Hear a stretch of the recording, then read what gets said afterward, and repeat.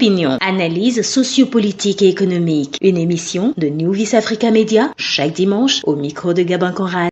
Mesdames et messieurs, soyez les bienvenus dans cette émission Opinion. Nous nous intéressons au Bénin, le Bénin qui se prépare pour ses élections générales, élections présidentielles, la principale euh, élection qui intéresse tout le monde aujourd'hui. Les regards sont fixés vers cette année 2026, moment pendant lequel le président Patrice Talon va véritablement ou non quitter le pouvoir et passer la main à un successeur. Mais déjà, les démarches sont déclenchées, engagées, avec la désignation de son dauphin, le ministre d'État, M.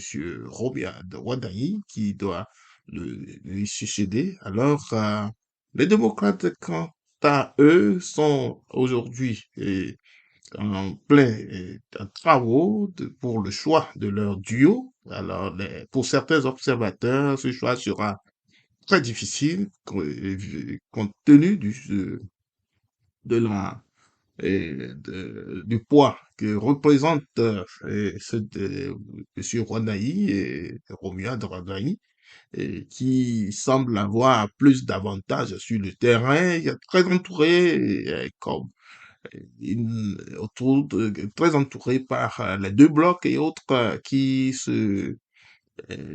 s'étendent encore avec plusieurs autres courants politiques qui leur font aussi confiance et une certaine muraille autour de ce candidat et ça devient un peu plus inquiétant. On aurait déjà cru avoir beaucoup plus d'atouts au niveau des démocrates de l'opposition.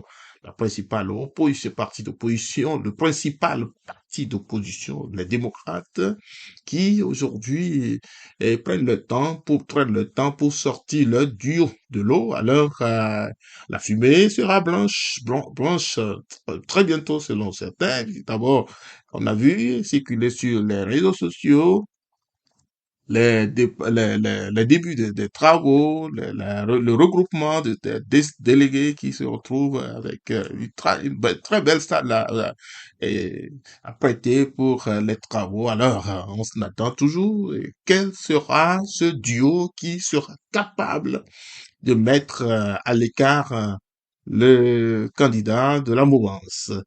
Alors, en tout cas, pour certains observateurs, quoi qu'on dise, le président Patrice Talon reste et demeure le principal maître de jeu puisque c'est lui, avec lui, c'est par lui et sur lui que se réalisent toutes les réformes, le code électoral qui, depuis certains, comme le disent certains, est devenu une opposition amère et l'opposition a cherché bec et ongle à y mettre un peu d'eau pour qu'il soit beaucoup plus dilué, mais malheureusement, c'est resté ainsi. Alors, c'est avec ces difficultés que l'opposition va se présenter aux élections présidentielles.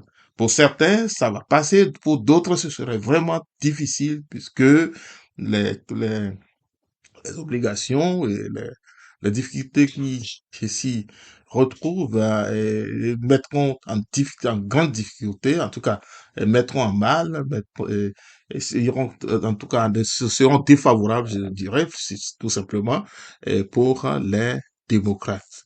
Pour l'instant, il est trop tôt de tirer des conclusions par rapport à leur victoire ou à leur échec et qui gagnera cette élection. Pour le moment, c'est le camp de la présidentielle semble avoir gagné le terrain avec plusieurs mobilisations, mais les démocrates, on attend, Yahi Boni, qui est l'ancien président, et semble avoir plus de ressources, plus de popularité, visiblement, et religieusement, on peut croire que les choses peuvent aller autrement, peuvent tourner autrement, mais comme c'est pas lui qui sera sur le ticket, On verra qui sera. Alors, pour l'instant, le président Patrice Talon reste simplement en tout cas, un mode observateur. Il a toujours le contrôle de la situation. On verra jusqu'où et ça ira. On verra d'abord la sortie du duo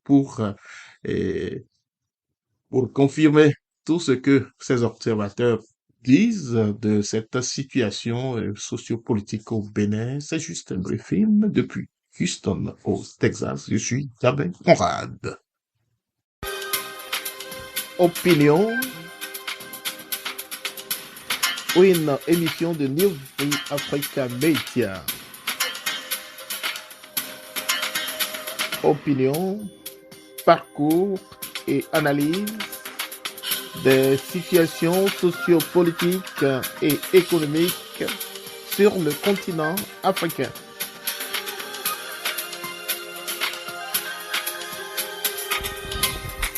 Opinion, c'est aussi une sensibilisation et exhortation à l'endroit de la jeunesse africaine.